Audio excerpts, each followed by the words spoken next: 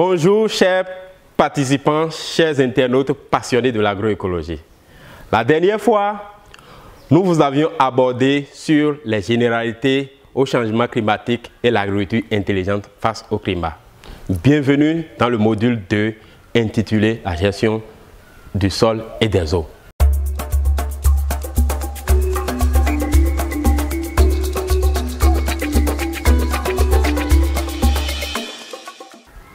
La gestion du sol et des eaux regroupe 5 catégories.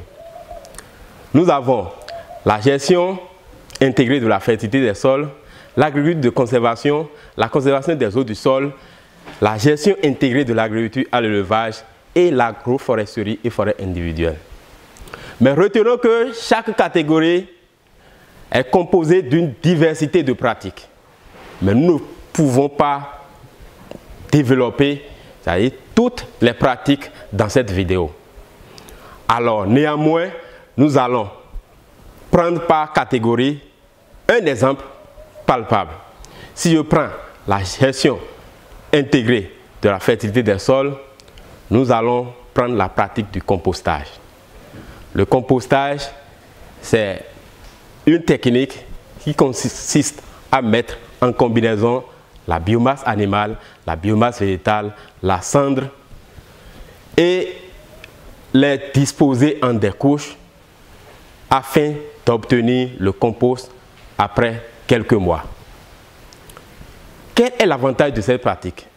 Le compost permet de fertiliser le sol. Le compost permet de restaurer la fertilité du sol. Le compost permet également de faire les fumiers de fond et les fumiers d'entretien. Si nous prenons la deuxième catégorie, l'agriculture de conservation, nous allons nous baser sur la pratique de semis sous couverture végétale. Quand on parle de semis sous couverture végétale, dans un premier temps, nous allons pailler le sol, ou si nous ne voulons pas pailler le sol, nous allons installer les plantes de couverture. Et c'est dans le paillis nous allons faire le semis. Quel est son avantage? Ça permet de conserver l'humidité du sol et ça permet de favoriser, c'est-à-dire un climat pour les éléments décomposeurs. Alors, si nous prenons la conservation des eaux du sol, nous allons nous focaliser sur la pratique de demi-lune agricole.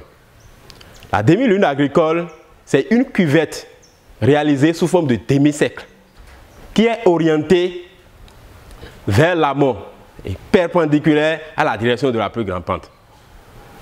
Quel est l'avantage de cette technique? Ça permet d'intercepter l'eau de ruissellement et favoriser son infiltration, et les cultures que nous mettons dans les demi-lunes profitent pleinement. Ça permet de rentabiliser les cultures et pour un meilleur rendement agricole.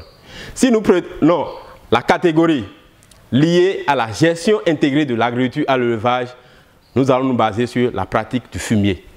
Le fumier, c'est un ensemble d'urine, de déjection, de litière. Et si nous ramassons cet ensemble, nous pouvons le recycler pour utiliser comme engrais organique.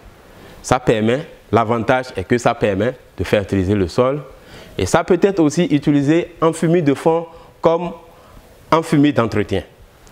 Si nous prenons la dernière catégorie relative à l'agroforesterie et forêt individuelle, nous allons nous baser sur la pratique de greffage, qui est une technique de multiplication végétative qui consiste à coller ou imbriquer un tronçon de bois appelé greffon sur une plante à racines appelée porte-greffe. Quelles sont les techniques que nous pouvons utiliser pour faire le greffage?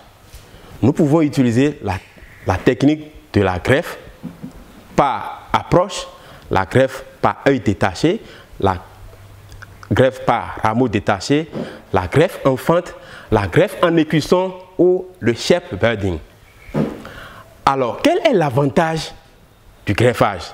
Le greffage nous permet d'avoir les fruits de qualité. C'est la qualité du fruit que nous désirons. C'est en fonction de ça, nous allons collecter le greffon pour pouvoir réaliser notre greffage. Ça permet de raccourcir le cycle de production et d'avoir le fruit très tôt.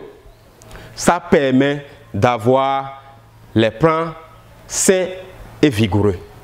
Et je m'en arrête là.